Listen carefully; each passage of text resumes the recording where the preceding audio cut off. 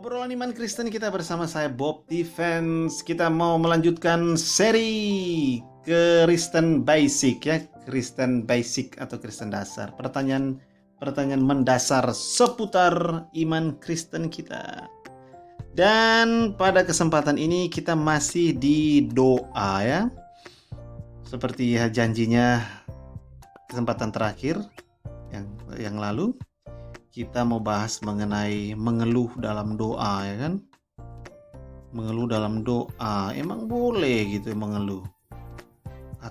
Katanya kan memang kan nggak boleh mengeluh ya kan. Begini loh, keluhan itu terbagi menjadi dua kalau kita mau membaginya ya. Keluhan di belakang Tuhan dan keluhan di hadapan Tuhan. Yang Tuhan tidak kehendaki adalah Anda dan saya mengeluh di belakang Tuhan. Istilahnya ngomong di belakang. Ya siapa juga yang pengen ngomongnya di belakang. Kan kita maunya kamu kalau ngomong depan aja, jangan ngomong di belakang. Masalahnya begini, Tuhan itu kan maha tahu ya. Tuhan tahu semuanya. Anda mau ngomong di depan, mau ngomong di belakang, Tuhan tahu. Cuman orang-orang yang ngomong di depan itu orang-orang yang menghormati Tuhan. Kenapa? Itu tadi mereka mau jujur pada Tuhan. Tapi orang-orang yang hanya grumel di belakang itu kan istilahnya mau bicarain Tuhan, Tuhan dengerin, Tuhan dengar mereka, tahu mereka, tapi mereka pikirnya Tuhan nggak tahu. Ya kan nggak begitu. Karena begini, saudara ya, orang-orang yang mengeluh di belakang Tuhan, artinya bukan di dalam doa ya, itu adalah orang-orang, dia bukan mengeluh tentang Tuhan sebetulnya. Misalnya nih, alah ini kok hujan terus. Kalau kita keluar pakai motor setengah mati ya kan, coba hujan dari pagi supaya kita keluar tuh udah pakai jas hujan. Ini terang ya kan. Begitu keluar belum nanggung, nyampe belum, di tengah-tengah juga belum, udah hujan ya kan. Kita pakai nih, begitu maju berapa kilo belum nyampe, sudah panas lagi. Ya kita mau nggak buka kepanasan, mau buka takut hujan ya kan. Ya terus gimana pakai jas hujannya ini? Jadi orang mengeluh hujan. Kita mengeluh hujan tuh kan gimana? Mengeluh kepada Tuhan, mengeluh itu bicarain Tuhan enggak? Karena kan pada akhirnya yang mengatur alam semesta ini kan Tuhan. Jadi ujung-ujungnya tetap keluhan-keluhan kita pada akhirnya kita menyasar Tuhan juga gitu. Ya secara tidak langsung kan ujung-ujungnya ke sana gitu. Hujan tuh kan siapa? Oke lah, mungkin bukan hujan, yang lain misalnya. Aku ini kok sial terus ya? Kenapa? Aku ke sana kemarin katanya buka. Pak, besok buka nggak? Buka. Saya ke sana belum mau sore, baru jam 2. Tutup. Apa katanya? Itu tetangganya ada yang nikahan, dia lagi bantuin anaknya besok nikah. Wah, kok yo pas saya yang datang ke sana. Terus pergi ke tempat yang lain, sama aja. Masih buka. Mau makan lapar nih. Masih buka Pak? Masih. Saya pesan 1 ya. Waduh Mas, maaf, habis. Tadi ada rombongan wisata datang, terus habis. Aduh, padahal saya udah seminggu nih pengen makan di situ. Tempatnya jauh lagi dari rumah. Sial kan saya ini. Sial banget sih saya. Kan gitu. Apakah terus itu ngomongin Tuhan gak kira-kira? Iya. Karena kan pada akhirnya Tuhan mengatur semuanya. Tuhan yang menggerakkan semuanya. Jadi terus kalau kita mengutuki diri sendiri dan mengatakan aku sial, sementara Tuhan mengatur sedemikian rupa, dan sebagai orang Kristen kita tahu Allah turut bekerja dalam segala sesuatu untuk mendatangkan kebaikan bagi kita, yaitu bagi orang-orang yang mengasihi Dia, yang terpanggil sesuai dengan rencananya, yaitu orang-orang yang menjadi milik Tuhan ya, orang Kristen. Maka kita komplainnya akhirnya ujung-ujungnya kemana? Ya disasar Tuhan juga gitu. Sehingga yang Tuhan kehendaki sebenarnya adalah kita itu datang pada Tuhan dan komplain gitu. Komplain di hadapan Tuhan. Tuhan, saya ini kalau berangkat kesulitan Tuhan. Kenapa? Hujan Tuhan. Saya pakai jas hujan. Saya kemudian lepas, pakai lagi. Tuhan, saya ini lelah. Jiwa saya lelah. Akhirnya terus kemana-mana ya kan? Tapi di hadapan Tuhan. Akhirnya muncul keluhan-keluhan jiwa dari yang sekedar lebih dari sekedar hujan. Karena memang hujan tuh akan masuk lebih dalam dari sekedar hujan, jas hujan, capek, buka pasang. Tapi lebih, saya lelah Tuhan. Hidup saya ini capek saya Tuhan.